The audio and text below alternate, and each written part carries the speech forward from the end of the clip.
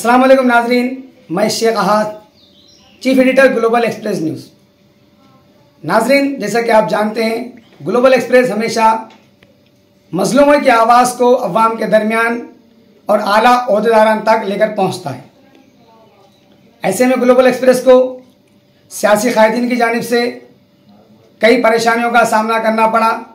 अवाम की आवाज़ को जब आला ओहदेदारों तक पहुंचाई जाती है, अवाम की परेशानी को अवाम के दरमियान में लाया जाता है, तो कई सियासी कायदीन ग्लोबल एक्सप्रेस की आवाज़ को दबाने की कोशिश करें।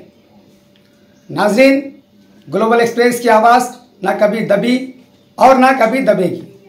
नाज़रीन, फिर एक बार ग्लोबल एक्सप्रेस अवामी मसाइल को लेकर अवाम के दरमियान में पहुँचाएँ। तो आइए, आखिर पूरा मामला क्या है, कौन सी परेशानी अवाम की है जो आज ग्लोबल एक्सप्रेस आपके दरमियान पहुँचा है। नाज़रीन, भैंसा शहर में 40 साला निज़ाम नामी शख्स रहता है, जिसका मकान मदीना कॉलोनी में मौजूद है।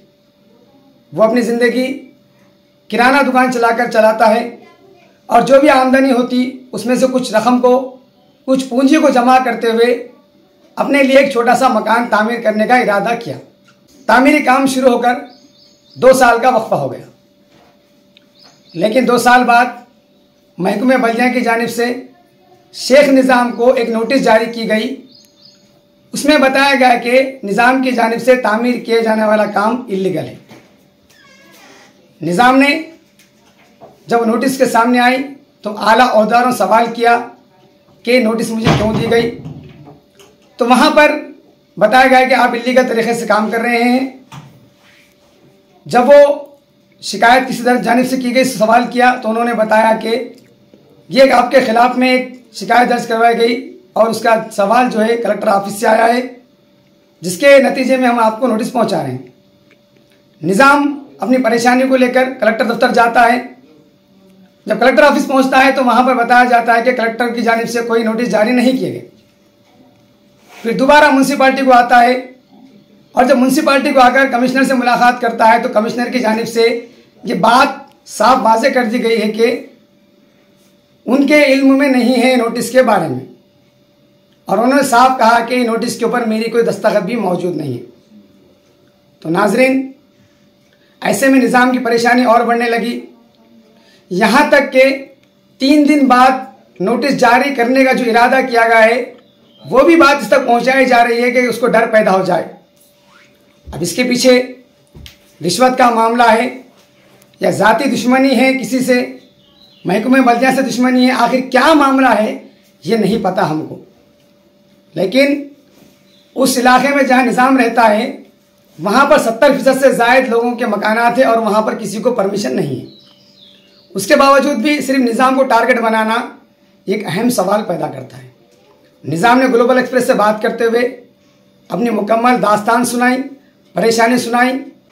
इन्होंने साथ ही में हमारे मुदल तालुके के MLA पवर रामाराव पटेल साहब और कांग्रेस इंचार्ज नारायण राव पटेल साहब से भी सवाल किया कि वो हाल में 2 दिन कबल एक प्रेस मीट जारी करते हुए सिराला तालाब के ऊपर काफ़ी चर्चा किया, लेकिन निज़ाम ने कहा सिराला तालाब अहमियत का हामिल नहीं है, बल्कि सिराला तालाब से ज़्यादा अहमियत यहाँ पर मास्टर प्लान की है। अगर मास्टर प्लान आता है तो आपको परमिशन लेने के लिए किसी दफातर के चक्कर लगाने की ज़रूरत नहीं पड़ती है, बल्कि 1 रुपया लगाकर यानी कि आसानी के साथ ऑनलाइन आप परमिशन को हासिल कर सकते हैं। तो नाजरीन, यहाँ बताना ये है कि इसके पीछे क्या मामला है, निज़ाम को परेशानी का सामना क्यों करना पड़ रहा है, क्या ये ज़ाती दुश्मनी है, रिश्वतखोरी का मामला है। ऐसे में अवाम में भी कई सवाल गश्त कर रहे हैं। निज़ाम ने अपनी जानिब से जो भी बहस मुबाहिसा किया है, जो भी रिक्वेस्ट की है, जो भी दरख्वास्तें पेश की है, वक्फे से अवाम के दरमियान में वीडियो को जारी करा, जिसके बाद काफ़ी मौजू बहस हो गई है। लोगों में सवाल किया जा रहा है कि 70% आबादी बगैर परमिशन के मकान बनने के बाद निज़ाम के साथ क्यों भेदभाव किया जा रहा है। निज़ाम ने ग्लोबल एक्सप्रेस के ज़रिए आला अफसरान, भैंसे की अवाम और कई रहनुमाओं से गुजारिश की कि वो मेरे साथ इंसाफ की जाए। तो नाज़रीन, ग्लोबल एक्सप्रेस ऐसे दिगर मसाइल को लेकर आपके दरमियान में हाजिर होते रहेगा। जब तक के लिए हमें दीजिए इजाज़त। अल्लाह हाफ़िज़। अस्सलाम वालेकुम, मेरा नाम शेख निज़ाम है। मैं भैंसा शहर में रहने वाला हूँ। वीडियो बनाने का मकसद यही है, मैं मदीना कॉलोनी अकबर मावा नगर में मेरा मकान तामीर का काम चालू है। उसके सिलसिले में म्यूनसिपल ऑफिस से 2 ऑफिसर आए हैं नोटिस लेकर, ये बगैर इलीगल है बोलकर नोटिस दिए। नोटिस के बहाने में क्या हुआ बोले तो कलेक्टर के पास नोटिस आया, अब ये नोटिस लेके मुझे जवाब दो बोल के बोले। तो हम बोले ये कहाँ से आया बोले तो कलेक्टर ऑफिस से नोटिस मिली। ये कहते हुए कि बल्दिया के 2 ऑफिसर आए, उसमें 2 ऑफिसर का नाम अजीज खान साहब है और एक शख्स का नाम और एक ऑफिसर नाम अनीस है, और अपने आप को एक बल्दिया का एक फेरोज बोलते। उन्हें तो वीडियो निकालते वहां को धमकाने लगा, फिर भी वो कौन है नहीं मालूम, और अपने आप को एक ऑफिसर ही बोलता। कोई बात नहीं, कहाँ से आया बोले तो उन्होंने बोले कलेक्टर ऑफिस से आया। कलेक्टर ऑफिस से आया तो हम नोटिस ले लिए। नोटिस का जवाब हम देने के लिए निर्मल गए तो कलेक्टर ऑफिस के पास गए। उन्होंने पूछे ये कहाँ से आए बाबा बोले। 2 दिन फिरे। 2 दिन फिरने के बाद कहाँ से आए, भैंसे से आए। ये नोटिस तो यहाँ का इशू हुआ सो नहीं है, ये भैंसा म्यूनसिपालिटी से आया सो है, वहां जाके जवाब दीजिए आप बोल के बोले। तो हम यहाँ पे आए भैंसे में, भैंसा म्यूनसिपालिटी पहुंचे। भैंसा म्यूनसिपालिटी पहुंचने के बाद कमिश्नर ऑफिस गए। कमिश्नर ऑफिस के पास जाने के बाद साहब ये नोटिस आपके पास से इशू हुआ बोले तो बताओ आप बोले ये ऐसी बात है, ये मेरे पास से इशू नहीं हुआ। तो साहब आपकी सिग्नेचर है, ये सिग्नेचर मेरी नहीं है बोल रहे। उन्होंने नहीं बोले हमारी सिग्नेचर नहीं है, ये यहाँ से इशू नहीं, कौन दिए उनको जाके पूछो बोले। तो हम अजीज साहब के पास गए। क्या है अजीज साहब, ये तो कमिश्नर साहब बोल रहे कि ये मेरी सिग्नेचर नहीं है। आप तो बोले कलेक्टर साहब के पास जाओ बोले। कलेक्टर साहब के पास म्यूनसिपल कमिश्नर के पास गए, वहां साइन पूछे तो उन्होंने भी जवाब नहीं। खैर ये हो रहा तो भी क्या, क्यों इतना जुल्म कर रहे मेरे ऊपर, इधर जाओ उधर जाओ, इधर गए तो वो लोग आ रहे मेरे पीछे, इधर गए तो वो लोग उन्होंने वीडियो निकाल रहे, इन्हों वीडियो निकाल रहे। जब मैं वीडियो निकाल रहा हूं तो मेरे ऊपर दूसरे कोई भी अपने आप को म्यूनसिपालिटी का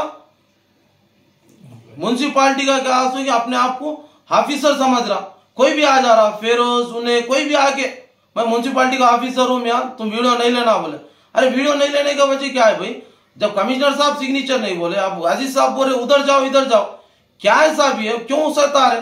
अगर होना तो परमिशन का क्या है बोल दो, मैं लाके खाली फजूल टाइम पास कर रहे मेरे साथ आप लोग। अजीज साहब के पास आए, वीडियो निकालने के बाद उन्होंने हम टार्चर कर रहे। बोला साहब क्या है ये, परमिशन दे दो बोले तो परमिशन भी नहीं दे रहे।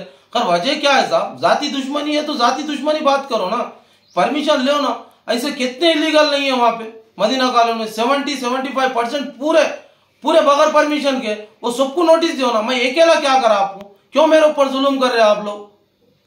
ऐसे ही 15 दिन पहले एक वाकया हुआ, पुराना बाजार का राधेश्याम भैया, इनको भी परमिशन के दौरान बहुत जुल्म करे, तो उन्होंने क्या करे बोले तो रिश्वत की मांग की गई अपने, तो उन्होंने क्या करे एसीपी को बुलाकर उनको पकड़ा दिए। भैंसा म्यूनसिपालिटी आकर एसीपी ने कमिश्नर साहब को रंगे हाथ पकड़ा।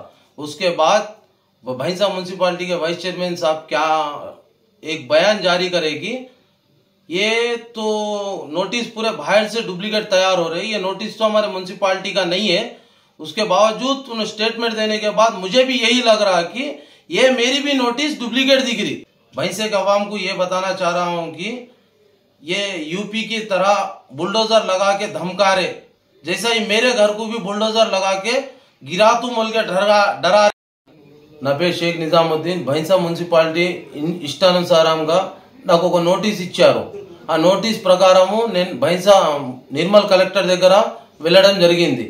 వెళ్తే అక్కడ సమాధానం ఏం దొరికిందంటే ఇక్కడ నోటీస్ ఇక్కడిది కాదు, అది భైంసా మున్సిపాలిటీదని చెప్పారు। భైంసా మున్సిపాలిటీ కమిషనర్ దగ్గర వస్తేనేమో అతను ఈ కమిషన్ నా సిగ్నేచర్ కాదు అని చెప్తే, నేను టౌన్ అధికారి దగ్గర పోతే అతను ఏం చెప్పారు, అది మాకేం తెలియదు, ఇక్కడ అక్కడ అని వట్టిగా దింపుతున్నారు।